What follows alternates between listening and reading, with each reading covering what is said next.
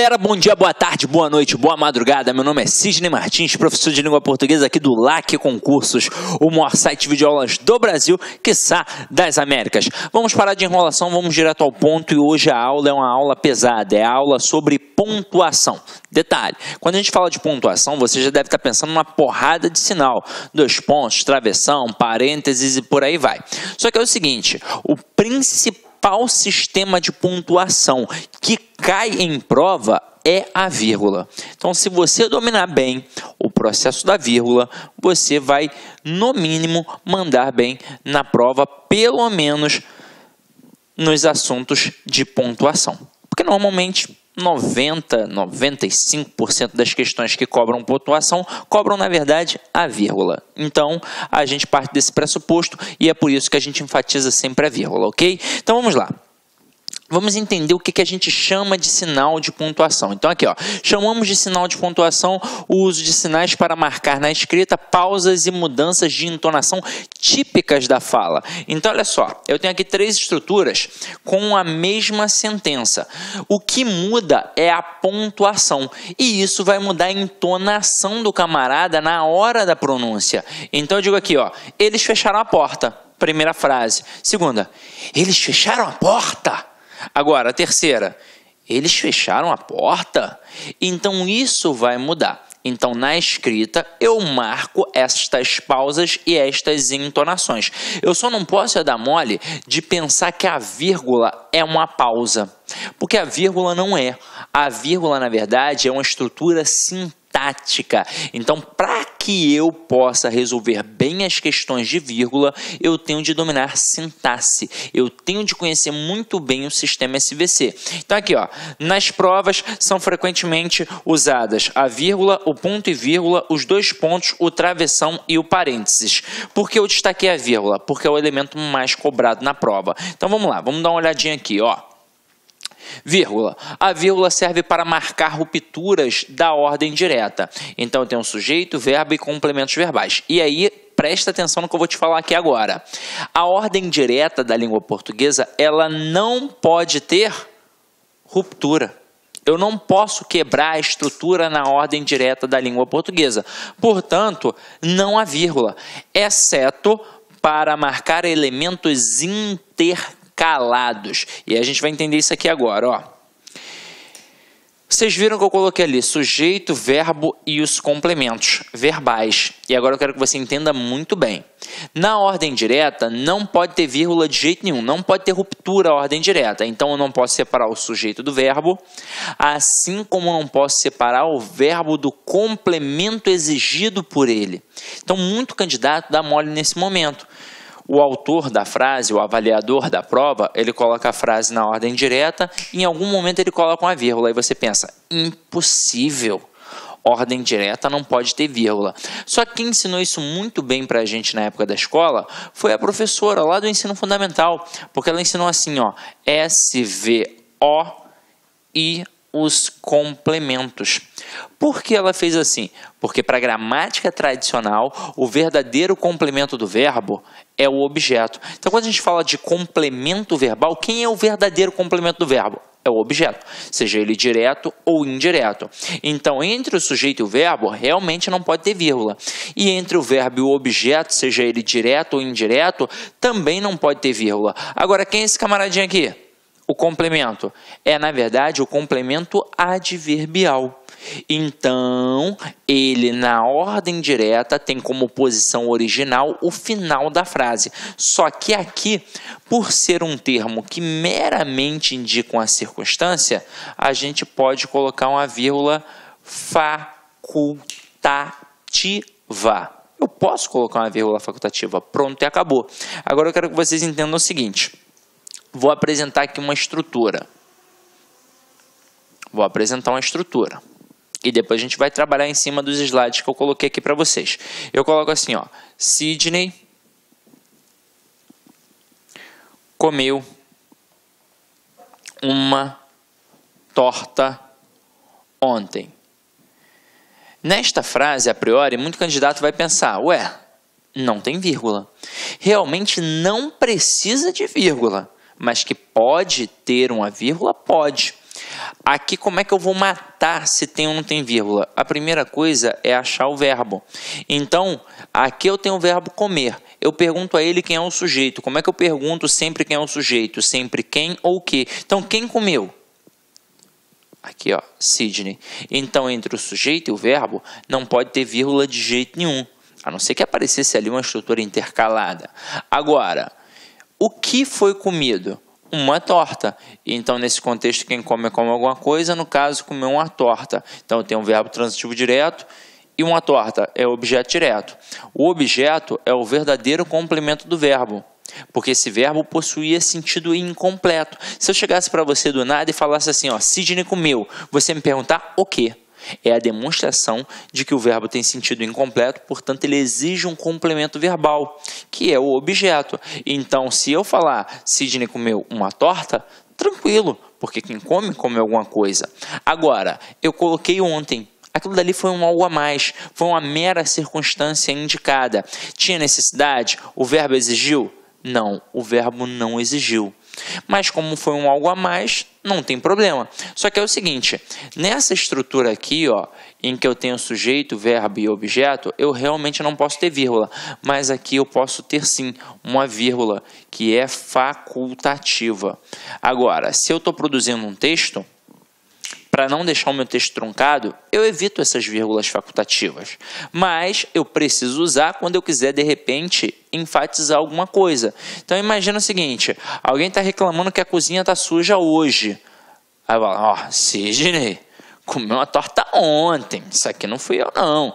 Entendeu a pegada? Agora, nas provas, os avaliadores gostam de cobrar esse adjunto adverbial deslocado. E aí começa um problema.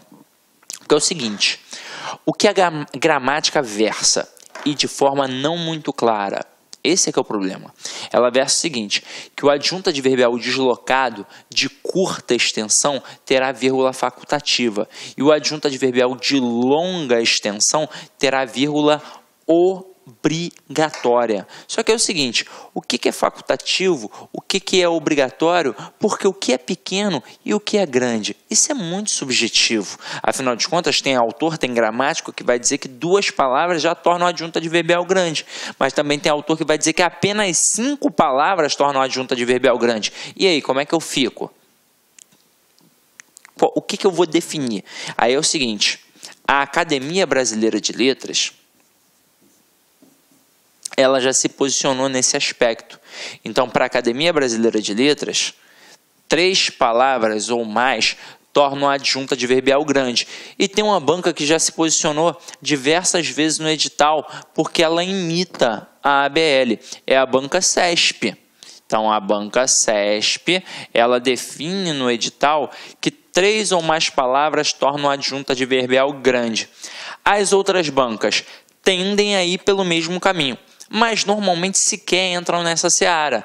Elas apenas cobram a justificativa daquela vírgula. Ah, aquela vírgula ali está certa? Tá. Por quê? Porque é um adjunto adverbial deslocado. Ah, mas é facultativo ou obrigatório? Nem entram na seara. Só para citar como exemplo, para a FCC, a vírgula do adjunto adverbial deslocado é sempre facultativa. Não importa se o adjunto adverbial é pequeno ou é grande. Para a FCC é facultativa. Agora, e para as outras bancas? Para Sesgran Rio, para a Vunesp, para Exatos, para, sei lá, banca Consuplan, como é que vai funcionar?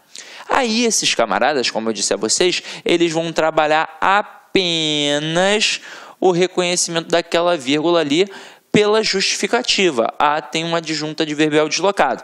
Então, vamos lá. Vamos começar a brincar aqui para a gente entender isso. Ó. Ontem, Sidney comeu uma torta. E na semana passada, Sidney comeu uma torta. Teoricamente, como já tem um posicionamento, pelo menos da Academia Brasileira de Letras e pelo menos da Banca CESP, a gente parte do pressuposto que, ao ter uma adjunta adverbial curta ou pequeno, a gente tem uma vírgula facultativa. Quando eu tenho 3 ou mais palavras, eu tenho uma vírgula obrigatória. E aí eu vou frisar uma parada importante para vocês. Se liga, você não vai fazer só este concurso, você vai fazer diversos concursos, não é verdade? Então você precisa dominar o conhecimento da pontuação, o conhecimento da vírgula e ainda assim precisa entender como as bancas pensam. Então vamos lá, se você encara o CESP, é assim que vai funcionar. 1 ou 2 palavras, adjunta adverbial pequeno, vírgula facultativa. 3 ou mais palavras, adjunta adverbial grande, vírgula obrigatória. E se eu encarar a FCC? Não importa, a vírgula é facultativa sempre. Se o adjunta adverbial é pequeno ou se for grande, pode ter até 10 palavras. É uma vírgula facultativa. Agora, e as demais bancas? Cobram a justificativa da vírgula. É a primeira possibilidade que as outras bancas podem fazer. Então, vai perguntar por que tem vírgula aqui na frase ontem Sidney comeu uma torta. Porque tem um adjunto adverbial deslocado. E como é que a gente sabe isso? Porque o adjunto adverbial ele tem a posição original no final da frase. Se eu jogo para o início da frase ou para o meio da frase, ele foi deslocado. Se está no início, eu coloco uma vírgula. Se está no meio, eu coloco entre vírgulas. Mas a gente sabe que aqui é uma vírgula facultativa. Agora, na semana passada, vírgula, Sidney comeu uma torta. Qual é a justificativa? A mesma do exemplo acima. A gente tem ali uma vírgula que está isolando um adjunto adverbial deslocado, que tem como posição original o final da frase. Agora, segunda possibilidade. Até aqui, a gente só cobrou a justificativa da vírgula. Essa banca, que não é nem a FCC, nem o CESP, por exemplo, qualquer outro tipo de banca, ela pode trabalhar da mesma forma que a FCC e o CESP trabalhariam na primeira frase aqui, ó. Ontem Sidney comeu uma torta. Qualquer banca poderia, por exemplo, colocar esta frase e perguntar assim, ó, dentre as opções abaixo, qual é aquela em que a retirada da vírgula não altera o sentido? E aí você tem certeza. Vírgula facultativa. Agora, para qualquer tipo de banca, para qualquer tipo de gramático, quando eu tenho uma palavra, não adianta, né, gente? A estrutura é pequena e a vírgula é facultativa em qualquer banca. Então, por mais que você esteja encarando uma banca que você, de repente, nunca viu na vida, né? Isso pode acontecer. Se cai esse tipo de questão, com certeza o avaliador vai colocar só uma palavrinha. Ele não vai entrar na seara daquela discussão toda gramatical. E aí, quando ele coloca só uma palavrinha, que você sabe que sintaticamente é uma adjunta adverbial e está deslocado, a vírgula é facultativa, com certeza. Então, aqui tanto faz eu dizer Sidney, vírgula, comeu uma torta, como dizer... Perdão, tanto faz eu dizer ontem, vírgula, Sidney comeu uma torta, como faz eu dizer ontem Sidney comeu uma torta. A vírgula é facultativa para qualquer um.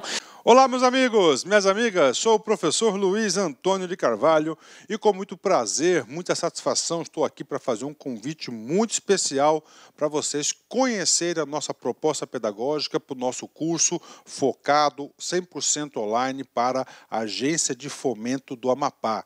Nós aqui da Lá Concursos, nós preparamos um super curso para vocês.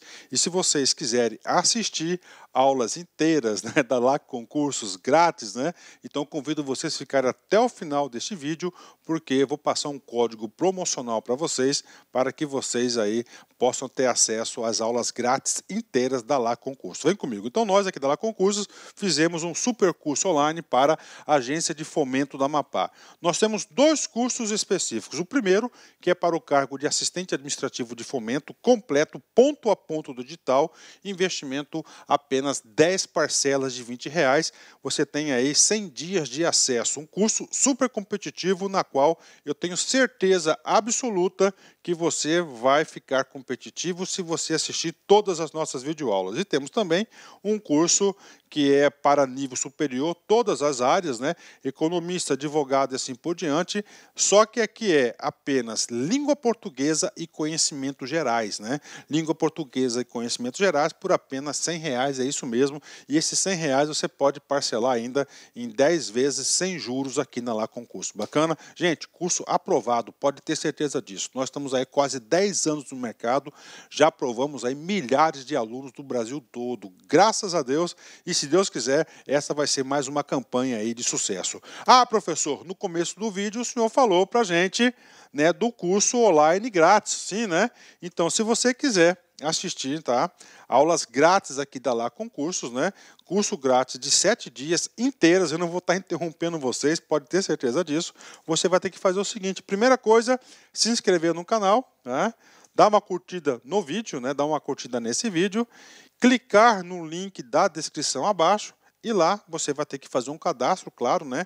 E você aí vai ter que colocar este código promocional, AFAP YouTube, do YouTube 05. Este código promocional aqui vai possibilitar você a ter o curso aí de 7 dias grátis aí, tá? Aulas inteiras, aulas top de linha para vocês, pode ter certeza disso. Bacana? Então é isso aí, meus amigos. Espero vocês aqui na Lá Concursos. Estamos juntos nessa caminhada do concurso da Agência de Fomento da Amapá 2018-2019. Forte abraço! Tchau!